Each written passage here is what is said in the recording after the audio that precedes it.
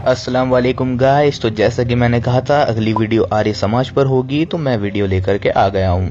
तो आप सबको पता ही होगा, इब्राहिम भाई ने और मैंने कुछ समय पहले मेराज की साइंस पर वीडियो अपलोड करी थी। अब मेराज की साइंस तो लोगों ने देखी और उसके बाद कुछ सवाल भी पूछे। तो अंकुर आचार्य ने भी कुछ सवाल पूछे हैं इब्राहिम भाई की वीडियो पर। तो मैंने भी क्योंकि एक वीडियो मेराज की साइंस पर अपलोड करी थी, तो मैं पहले अपनी वीडियो चलाता हूं और फिर उसके बाद अंकुर आर्य के सवाल के जवाब देंगे जो उसने पूछे हैं इब्राहिम भाई की वीडियो पर। चलिए उसका जवाब हम देते हैं, वीडियो शुरू करते हैं। चलिए मैं अब आपको मॉडर्न साइंस हमको जो आज बताती है और हदीसों में जो 1400 साल पहले बताया गया था उसका कंपैरिजन दिखाता हूँ। सबसे पहले इस बात को जान लें, इब्राहिम भाई की क्लिप सुनिए। तो ये यहाँ पर एक बहुत बड़ी गलतफहमी हुई है। उन हिंदू भाइयों को ये जान लेना चाहिए कि मेराज का वाक़या एक मुअज्जिज़ा है, मिरेकल है, और ये अल्लाह रब्बुल आलमीन की ओर से करवाया जाता है।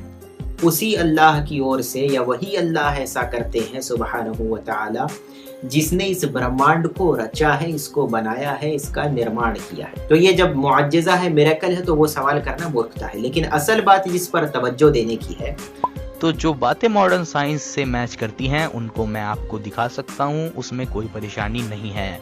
हदीसों में सबसे पहले ये कहा गया है जिस जीव पर सफर हुआ था उसका नाम था बुराक, मतलब ह्यूज अमाउंट ऑफ एनर्जी और लाइट्स।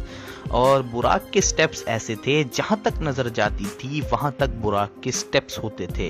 आज मॉडर्न साइंस हमको ये बताती है बहुत ज्यादा एनर्जी चाहिए ताकि हम इस यूनिवर्स में बहुत ज्यादा तेजी से ट्रैवल कर सकें या स्पीड ऑफ लाइट के क्लोज ट्रैवल कर सकें, तो उसके लिए हमें बहुत ज्यादा एनर्जी चाहिए। दूसरी बात हदीसों में ये बताई गई और कुरान के चैप्टर नंबर 17 में भी यही लिखा है कि ये वाकया जो पूरा हुआ था ये रात के एक हिस्से में हुआ था। मतलब रात के एक हिस्से में सातों आसमान की सैर करी, जन्नत और जहन्नुम देखे और वापस आ गए, लेकिन समय नहीं बीता। वहीं आज की मॉडर्न साइंस की थ्योरी ऑफ रिलेटिविटी हमको ये बताती है अगर कोई भी वस्तु बहुत बहुत तेजी से या फिर स्पीड ऑफ लाइट के क्लोज अगर स्पेस में ट्रैवल करेगी तो उसके लिए समय स्टॉप कर जाएगा, मतलब रुक जाएगा या बहुत बहुत धीमा हो जाएगा। इसे कहते हैं टाइम डायलेशन या फिर ट्विन पैराडॉक्स। अब इस पर अंकुर आचार्य ने एक क्वेश्चन पूछा है, उसको सुनिए। अगला क्वेश्चन, टाइम ट्रैवलिंग की बात कर रहे हैं। टाइम ट्रैवलिंग पहली बात सिद्ध नहीं है। दूसरी बात उसमें जो पॉइंट्स आए हैं वो ये है कि यदि कोई चला गया तो वापस नहीं आ सकता है। तो पहली बात अंकुर आचार्य ने ये कही कि टाइम ट्रैवलिंग साबित नहीं है, तो ये इस बंदे की जहालत है। 90s में टाइम ट्रैवलिंग बिल्कुल फैक्ट प्रूफ हो चुकी थी। ये मैं अब की बात नहीं कर रहा हूँ, ये 90s की बात कर रहा हूँ। 90s में एक एक्सपेरिमेंट हुआ था जिसमें 2 एटॉमिक क्लॉक्स ली गई थी। उन एटॉमिक क्लॉक्स को आपस में सिंक्रोनाइज कर दिया गया था और फिर उसके बाद एक एटॉमिक क्लॉक को जमीन पे रखा गया था और दूसरी एटॉमिक क्लॉक को प्लेन में रखा गया था। और जब कुछ समय बाद उन दोनों को चेक किया गया तो उनमें billion of a billion second का फर्क आया था, तो जिससे टाइम ट्रैवलिंग 100% फैक्ट प्रूफ हो चुकी थी। और आज का दुनिया का हर मॉडर्न साइंटिस्ट इस बात को जानता और मानता है कि जब कोई इंसान चलता है, मूव करता है, हिलता है, तो वो समय में ट्रैवल कर रहा होता है। लेकिन ये समय में ट्रैवल हम महसूस नहीं कर सकते हैं क्योंकि फर्क बहुत छोटा होता है। मैं आपको माने जाने मॉडर्न साइंटिस्टों की क्लिप सुनवा सकता हूं जो कि बता रहे हैं कि जब कोई इंसान हिलता है, मूव करता है, उसके लिए समय धीमा हो जाता है। जैसे कोई इंसान, जितनी तेजी से कोई इंसान हिलेगा, मूव करेगा, तो उसके लिए समय और धीमा हो जाएगा। माने जाने मॉडर्न साइंटिस्टों की क्लिप सुनिए। Einstein's key insight that motion through space affects the passage of time. Time itself is running more slowly for the person who's moving. That's amazing. No one before Einstein ever imagined that sort of thing would happen. That was uniquely Einstein. तो सुना आपने, जाने माने साइंटिस्टों ने इन जाहिलों को disprove कर दिया। और दूसरी बात अंकुर आचार्य ने ये कही कि अगर कोई इंसान फ्यूचर में चला गया तो वो वापस नहीं आ सकता है। तो ये सवाल पूछ करके भी तो इस बंदे ने अपनी जहालत साबित कर दी है। आज मॉडर्न साइंस की जो थ्योरीज हैं जिन्हें हम टेस्ट कर चुके हैं, जो कि साइंटिफिक थ्योरी है, जिन पे सारा दारोमदार साइंस का टिका हुआ है, वो थ्योरीज हमको बताती हैं कि इस यूनिवर्स में वर्म होल्स एग्जिस्ट करते हैं। वर्म होल्स, ये वर्म होल स्पेस टाइम के एक मोमेंट को दूसरे मोमेंट से जो कि पहले हो चुका है कनेक्ट रखते हैं। तो वर्म होल ऐसे हैं जैसे आप एक वर्म होल में कूदे तो आप समय में पीछे निकलेंगे, जाकर के समय में पीछे टाइम ट्रेवल किया जा सकता है। मेरी बात का यकीन नहीं, कोई बात नहीं, मैं मॉडर्न साइंटिस्टों की क्लिप सुनवाता हूं जो कि बता रहे हैं वर्म होल जो हैं वो शॉर्टकट हो सकते हैं समय में पीछे जाने के लिए। क्लिप सुनिए। But what about time travel to the past? That might be possible too, using something predicted by Einstein's equations known as a wormhole. If wormholes exist, they would be kind of like shortcuts through space-time. Tunnels that would link not just one place with another, but also one moment with another. So let's say I wanted to go back in time and meet myself at the beginning of this program. If a wormhole connected here and there, all I need to do is step through. Hey, good to see you again. Thanks. तो सुना आपने, जाने माने साइंटिस्टों ने इन जाहिलों को एक बार फिर disprove कर दिया। तो ये हमारे पास बेस्ट थ्योरीज हैं और साइंटिस्ट जो भी बात कहते हैं वो हवा में नहीं कहते हैं।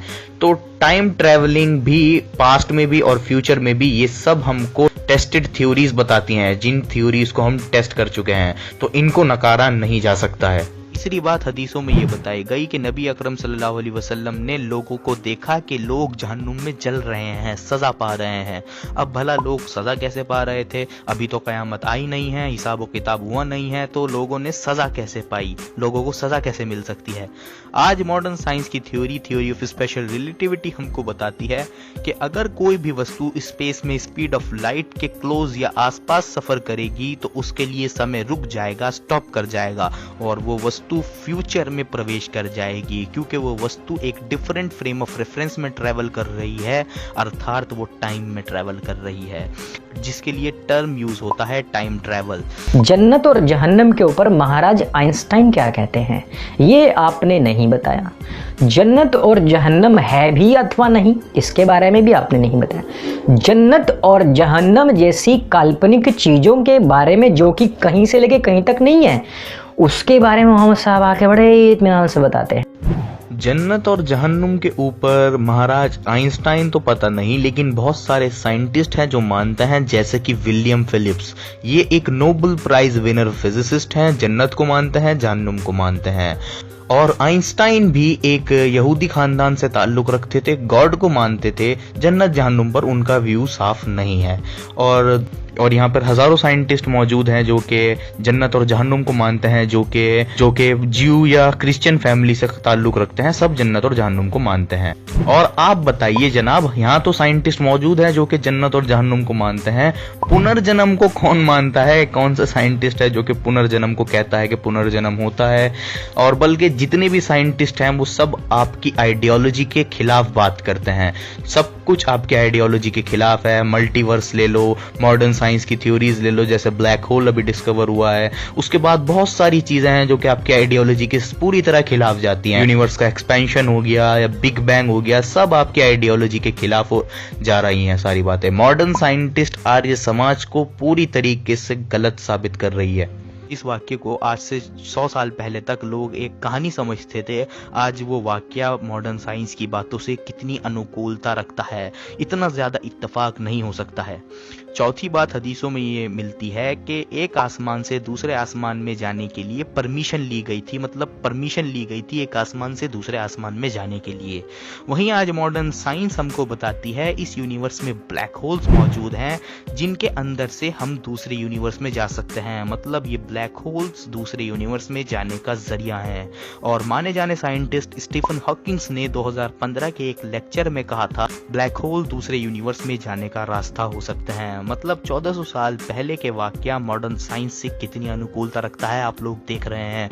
और जैसे जैसे साइंस तरक्की करती जा रही है वैसे वैसे इस महराज के वाक्य को समझाना हमारे लिए आसान होता जा रहा है। अगला क्वेश्चन जिसको आप कह रहे हो कि जो दरवाजे खुले थे वर्म होल्स हैं, वर्म होल की थ्योरी पूरी तरीके से सिद्ध नहीं है। और फिर इन्होंने ये कहा कि वर्म होल्स की थ्योरी पूरी तरह सिद्ध नहीं है।